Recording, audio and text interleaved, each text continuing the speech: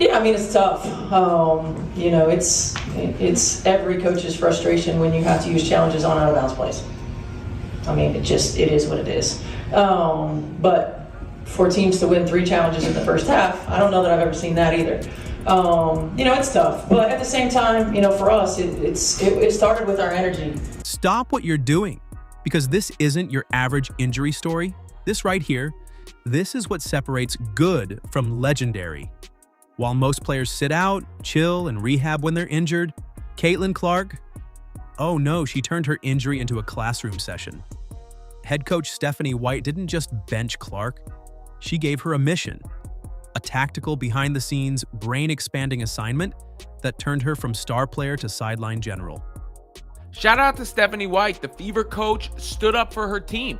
She demanded respect, and she blasted the refs. I thought she got fouled. I think it's pretty egregious what's been happening to us the last few games. A minus 31 free throw discrepancy. And I might be able to understand it if we were just chucking threes, but we're not. We're attacking the rim. And the disrespect right now for our team has been pretty unbelievable. And the best part? When Caitlin came back, she didn't just play. She exploded. 32 points, a rainstorm of threes, nearly a triple-double, and she dismantled the undefeated New York Liberty. The Indiana Fever just gave the New York Liberty their first L of the season. The undefeated New York Liberty that was 9-0 just took their first loss tonight at the hands of Caitlin Clark. I'm talking about the same Indiana Fever team that just lost to the Connecticut Sun without Caitlin Clark. This was bigger than a comeback. This was a transformation. So let's dive deep into the 5 powerful things that went down. How an injury, a notebook, and a brilliant coach turned Caitlin Clark into an even scarier beast. When Clark went down with her first ever WNBA injury, it would have been easy to tell her to rest, chill, and just focus on healing. But that's not how elite minds operate. Stephanie White saw something more. She saw an opportunity to sharpen Caitlin's game not just physically, but mentally. Instead of sitting on the bench as a passive observer, Clark was turned into a tactical observer with an actual assignment. Track the team's offensive flow, analyze sequences, and learn how to spot patterns in real time. That's a whole different level of engagement. White wasn't just keeping Clark busy, she was challenging her IQ, pushing her to become not just the best shooter on the floor, but the smartest. This is coaching brilliance, plain and simple. And a major reason Caitlin came back sharper than ever. There's a huge difference between playing the game and reading it. Most players react, but elite point guards, they predict. And that's what Caitlin started doing during her injury break. She wasn't just watching plays, she was dissecting them. Her job? Track when the Fever had 3 empty possessions, whether it was turnovers, bad shots, or missed opportunities. And understand why it happened. She started noticing patterns in the team's rhythm. She learned when momentum was slipping, when it was time to settle, when it was time to push. That perspective? It's gold for a point guard. It means when she's on the floor, she's not just reacting, she's anticipating. That's the kind of court vision that makes superstars into Hall of Famers. Most players come back from injury hoping just to regain rhythm, shake off the rust, and build confidence. But Caitlin Clark? She returned with a laser-focused purpose. You will see this headline, and we all rejoice. Caitlin Clark set to return from quad strain versus the Liberty. Now, this is Friday, folks. What she did in that game against the undefeated New York Liberty wasn't about getting her groove back. It was about making a statement.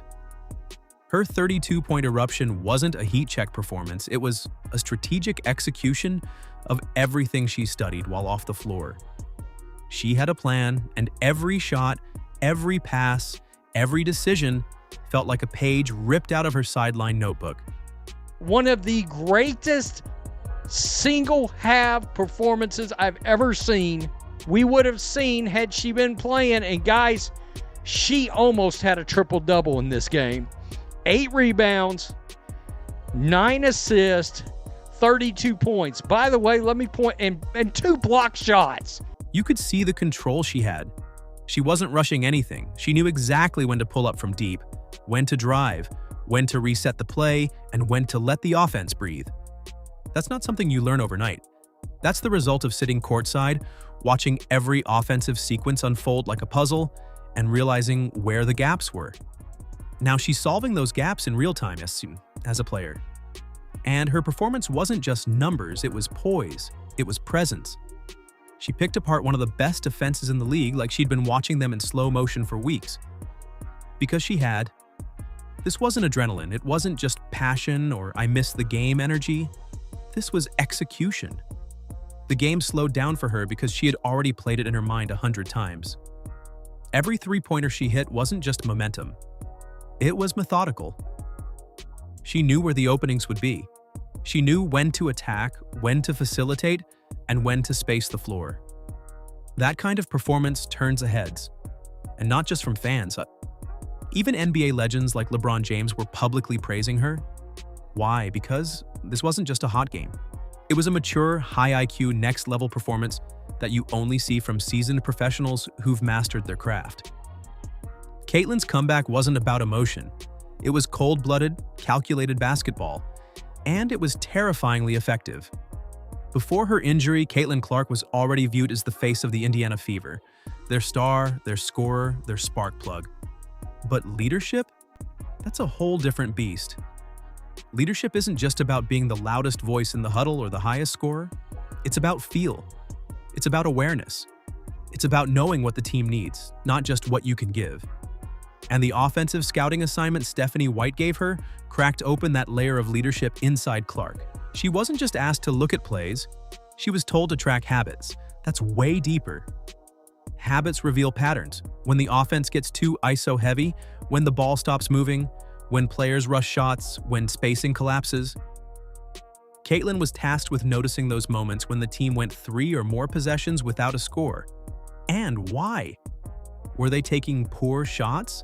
Missing open cutters? Not executing sets? That kind of breakdown forces you to see the game as a conductor, not just a soloist. Now that she's back, she's using those observations in every possession. When her team's on a bad run, she isn't pressing for a hero shot. She's guiding the offense into better decisions. She's reading the body language of her teammates, sensing when the energy drops, and finding ways to reset. That's veteran behavior. That's floor general maturity. And that's the kind of leadership that transforms a good team into a dangerous one. Her voice means more now. Because she's not just reacting, she's diagnosing. And when your leader can diagnose problems before they become disasters, that builds trust. Her teammates look to her now not just to hit shots, but to steady the ship. That level of leadership is rare, especially in a rookie. But Caitlin, she's embraced it with fire. This wasn't just a temporary sideline task, this was foundational. What Stephanie White handed Caitlin Clark was a blueprint. Has to be some kind of better replay system or some kind of better review system where the referees can just go look at the screen whenever they want and get the call right, because she had to use both of her challenges in the first half on plays that seemed pretty obvious, and instead of the referees going to say, we're going to go look at this, Stephanie White had to use her challenge. She used them both. She was successful in both, but you only get 2. If you win the first one, then you get a second one, otherwise you get no more. Not just for this season, but for the rest of her basketball life. Most players go through their careers reacting to coaching. Caitlin, she's now one step ahead. She's seeing the game the way coaches see it, through the lens of patterns, adjustments, sequences, and situational awareness. That's why she's not just playing better, she's thinking better. She's starting to see the whole chessboard, not just her piece. She's recognizing mismatches, sniffing out defensive schemes, understanding how momentum flows, and knowing when to shift gears. These are traits you only see in the greats. The floor generals who win rings, elevate everyone around them, and eventually transition into coaching or front office roles because their brains are wired for the game. And the way she talks about it, you can tell it's clicking. She isn't just summarizing what she watched. She's explaining the why behind it. She understands that if the Fever go 2 possessions without a bucket, the third one needs to be intentional, not flashy, not forced, but clean. High percentage? That's not just smart, that's surgical. And for a rookie to be talking like that, that's scary for the rest of the league. Caitlin Clark's on-court talent has never been in question, but now she's growing into a full package player, one who sees, understands, and influences every layer of the game. Whether it's 5 years from now or 15, she's already got the mind of a coach. The assignment that started with a clipboard might just be the thing that shapes her into one of the most complete basketball minds we've ever seen. And that's legacy stuff.